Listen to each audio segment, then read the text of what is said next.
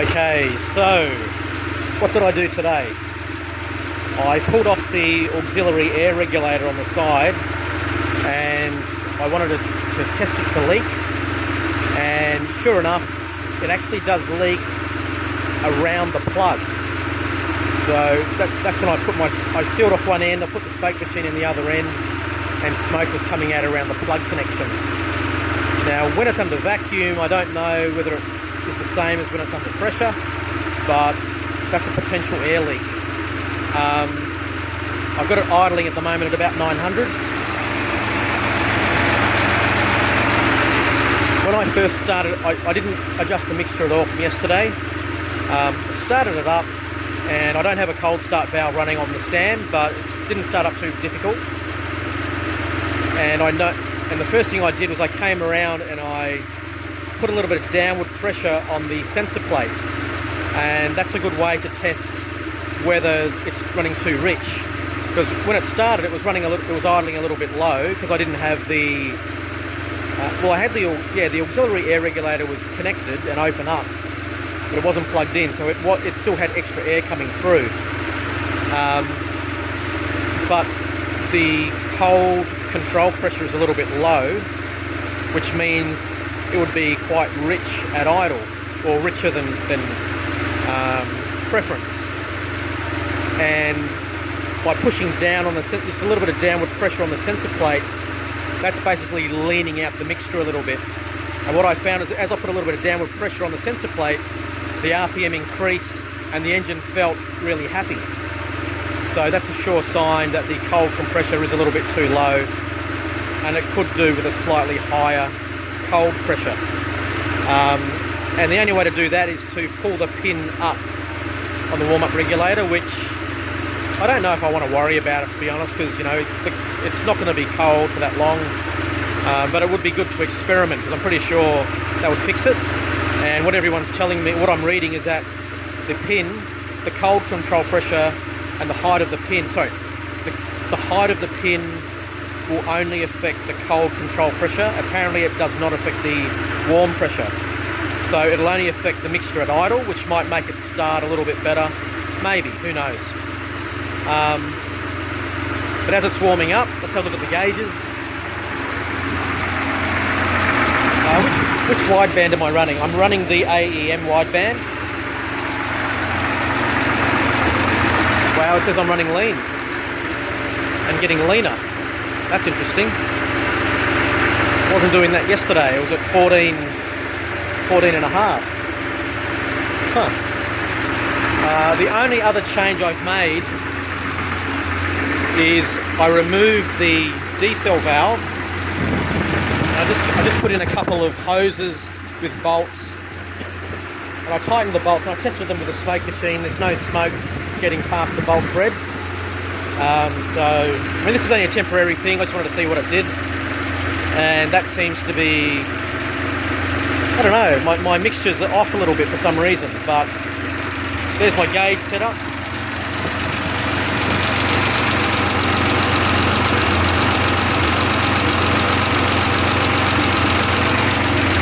So idling at about 900, oil pressure is just above 1 bar.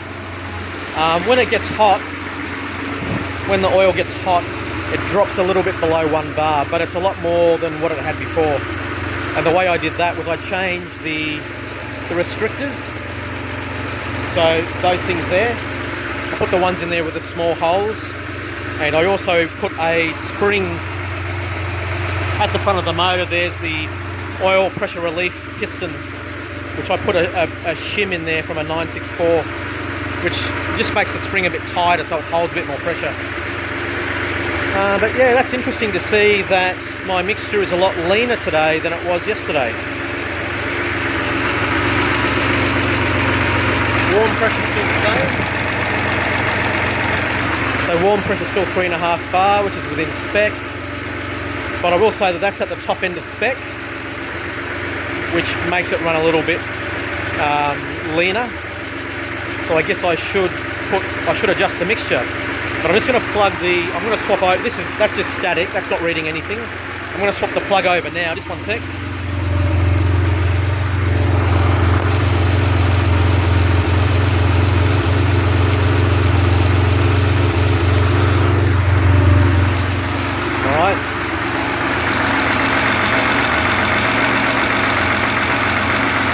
one takes a while to go through its heating and setup cycle.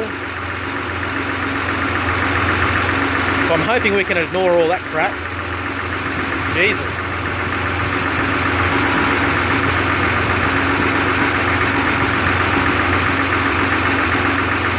Incidentally, I emailed the guy at this company, Raytech, and sent him my video. And he honestly reckons that there's nothing to be worried. He reckons it's working absolutely perfectly. But he couldn't explain to me the difference between the two readings. He didn't even touch on that.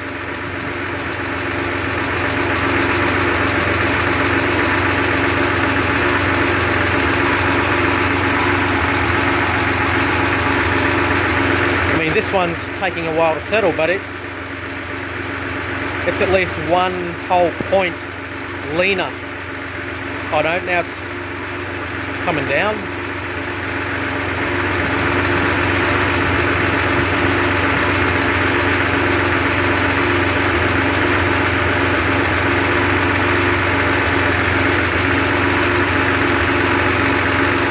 So that's interesting. Now it says that I'm richer than before.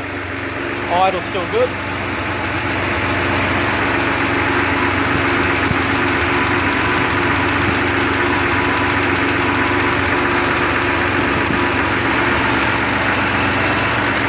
I don't think you'll be able to see any of the, I'm just going to put,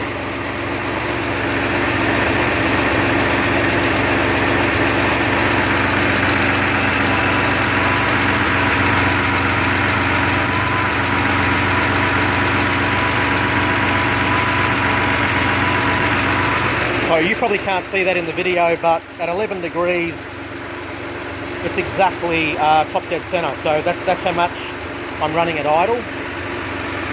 Oh, there you go, stabilizing. In case you can't read that, it's 15.2. Oh no, 15, no, it's 15.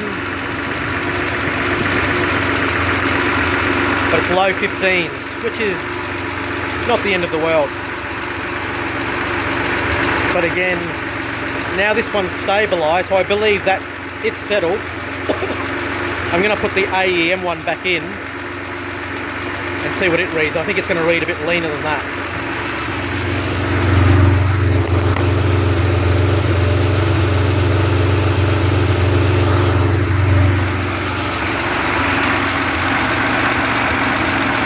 There you go, richer, 1 point richer.